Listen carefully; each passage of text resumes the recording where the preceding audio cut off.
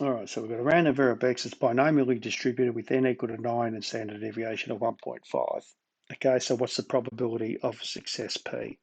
So we do know that with our binomial distribution, the standard deviation of a binomial distribution is the square root of npq, or n times p times 1 minus p.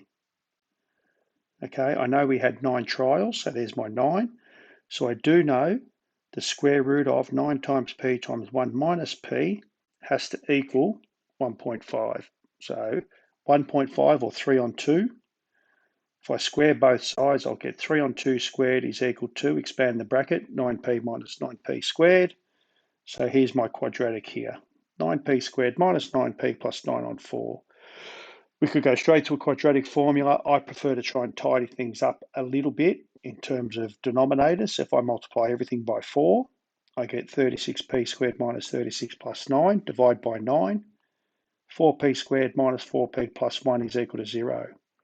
And as it turns out, if I use a cross method, 2p by 2p, negative 1 by negative 1 will give me negative 4p.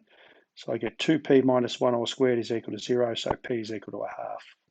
All right. Find the probability that x is at least 1. So the probability that x is at least 1 is 1 minus the probability that x is more equal to 0. That should be, shouldn't it? Let's just times that to an equal to 0. So what is the probability that x is equal to 0? So we have 9 trials, 0 successes. 9 trials, 0 successes, a half to the 0, a half to the power of 9. So I get 1 minus a half to the power of 9. So 2 to the 8, 256. 2 to the 9, 512. So 1 over 512, 1 minus 1 over 512 leaves us with 511 over 512. Question 2. Fast food outlet, 60% of orders placed to drive-thru include chips. Order placed at one drive-through is independent of the order placed at another. Okay, what is the probability that the next 3 orders placed, the drive-through counter, at least 2 will include chips? So quite possibly with 3 orders, you could arguably do a tree diagram. Order 1, order 2, order 3, chips, no chips sort of thing. I think 3 gets a little bit messy. Probability of chips is 3/5. Number of trials is 3.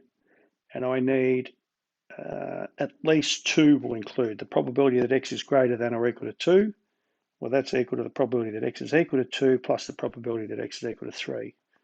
So 3C2, 3 trials, 2 successes, 3/5 to the 2, 2/5 to the 1. 3C3, 3/5 to the 3, 2/5 to the 0. 3C2 is 3. 3, and this is where it's important we put everything in fractions, okay? So 3/5 squared is 9 on 25. Geez, that's bad, 25.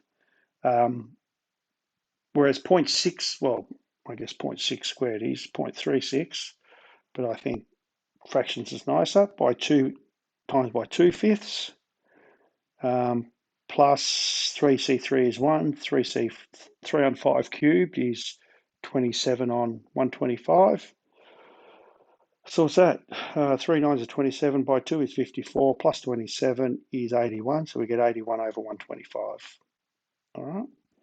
Okay, so then part B, how many orders would need to have been placed at the drive-through if the probability that at least 1 order included chips? So I need the probability that x is greater than or equal to 1 is equal to 0.84. Again, greater than or equal to 1. 1 minus the probability that x is equal to 0, equal to 0.84. Rearrange, and we get the probability that x is equal to 0 is going to be less than 0.16, but let's find out where it's equal to at the moment.